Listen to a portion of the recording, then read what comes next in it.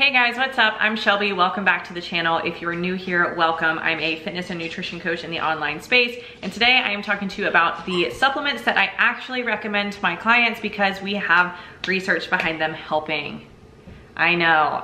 How many of these have you seen and you wonder, what should I take? What supplements are actually worth it? Which ones are actually doing something? And I'm gonna tell you right now that we typically don't need a lot of the things that are out there that people are recommending. It just is what it is. Today, all I wanna do is cover the basics with you. I don't wanna get into anything crazy. I just really wanna focus on what we know actually works, okay?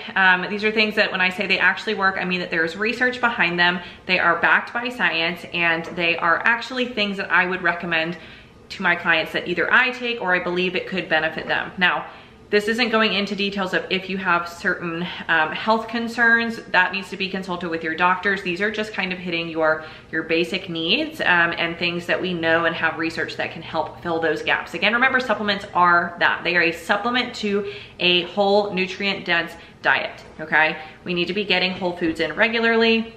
You need to be eating fruits, vegetables, getting a plethora of those, getting lots of variety in on those. We need to be eating enough protein and so on. But these are the things to, again, fill those gaps. That is the goal of using supplements. It is a supplementation, okay? So let's dive in. First thing we're gonna talk about is your protein, okay? Protein powder. Protein is one of those things that some people believe just is like, you don't need it, you should be getting it from all your whole foods and blah, blah, blah. And as I agree that eating whole nutrient-dense foods are the way to go for most things, it is not always easy and convenient to get in lots of protein. Protein promotes satiety, which means that it's helping you to feel full. And so eating enough protein to promote muscle protein synthesis, right? Actually growing our muscles to support, you know, really healthy bodies, we have to eat a decent amount, right? And so we know what those recommendations are.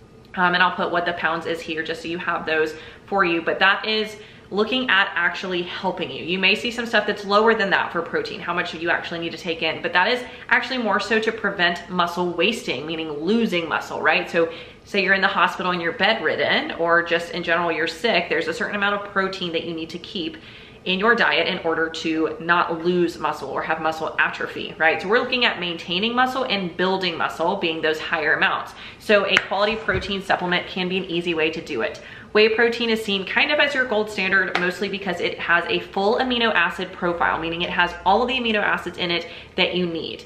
The reason that people will prefer whey over a vegan protein is typically because you have to make sure that your vegan protein does have that full amino acid profile, and the only way it will do that is if it has a combination of the two different types of protein, okay? So if we do like a rice protein and a pea protein in a vegan protein source, then you will have an amino acid profile that is complete, okay? So an incomplete protein source means that it does not have all of those amino acids. Now, does that mean that it's bad that it doesn't have all of them? Not necessarily. There are a lot of other foods out there that you don't think about as protein sources that also have an incomplete protein profile, such as rices, right? We consider rice to be a carb, but it does have protein. It's just not a complete protein profile.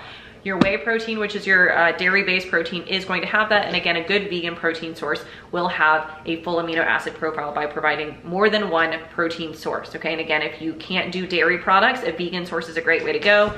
I will tell you, just obviously, I use a lot of Legion products. We're gonna be looking at a lot of Legion products today. Legion's plant-based does have a complete amino acid profile, okay? Okay, moving on. Next, you've got your multivitamin, okay? So are multivitamins required? No, none of these are required. Let's say that again, none of these are required. They're supplements, but a multivitamin is a great way for you to make sure you're getting in your micronutrients if you are trying to make sure your diet is solid, right? We've all heard it that, you know, the soil is not as good as it used to be in terms of like micronutrients, that food is not the same as it used to be decades ago. And while all of that may be true, even if you're eating a lot of vegetables, if you are not someone who is constantly looking at, am I getting that variety in of different vegetables and fruits and always trying new things, that is not me, right? I end up sticking to a lot of my basics and my favorites. A multivitamin is a great way to fill in those gaps. Again, a good multivitamin is gonna help you get all of your micronutrients in on a daily basis. And it's just a great thing to add in. Super simple to make sure you hit all of those micronutrients.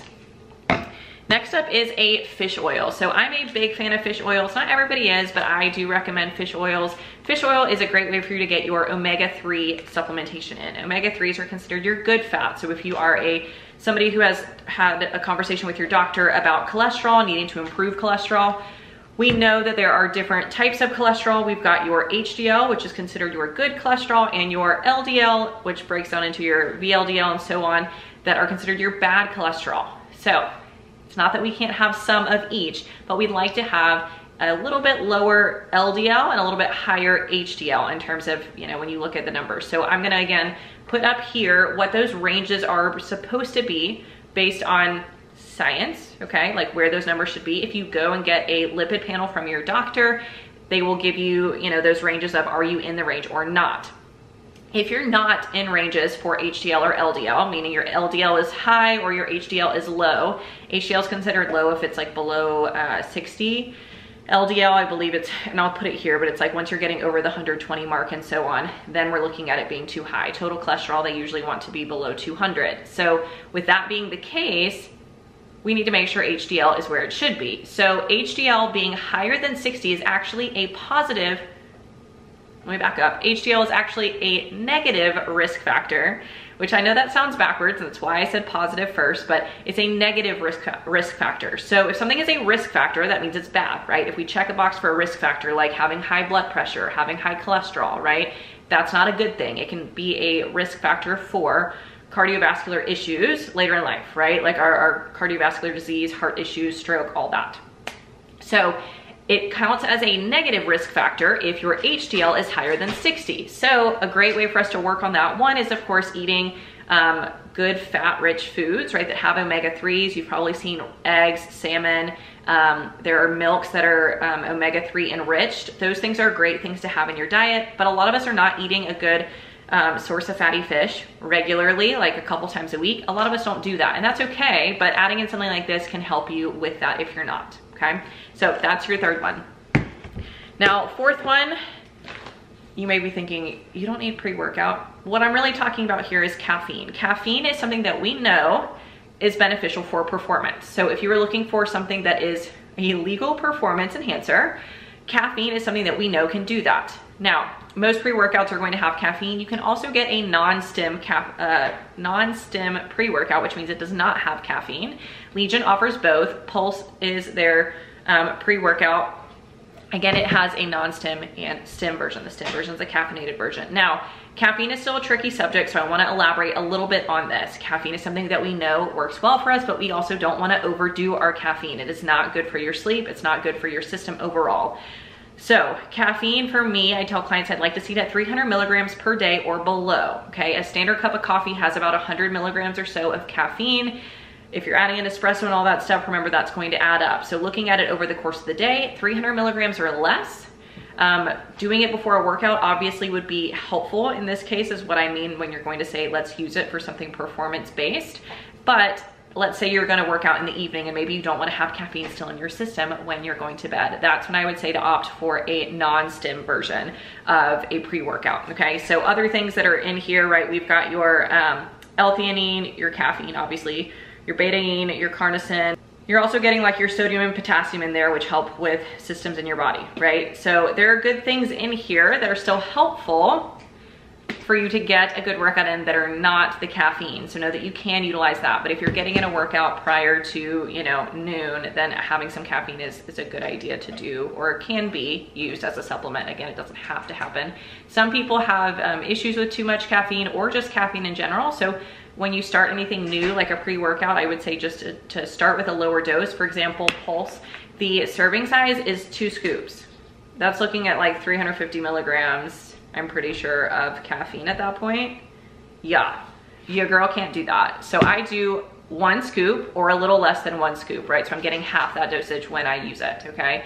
The other thing to remember is caffeine does have a half-life of about 5 to 6 hours, which means that after you drink it, let's say you drink it at noon, at 5 to 6 p.m., you still have about half of the caffeine in your system. That's why I recommend people don't really have caffeine after 2 to 3 p.m. because after 2 to 3 p.m., if you're taking it then, you're still gonna have a lot of caffeine in your system when you're trying to wind down and go to bed. It makes it more difficult for your heart rate to come down, for you to wind down, and so on, okay? But we do know that caffeine works, okay? We know that caffeine helps with performance, so that's why I'm mentioning it, because I'm more so talking about ones that we know and there's science behind that they work, okay?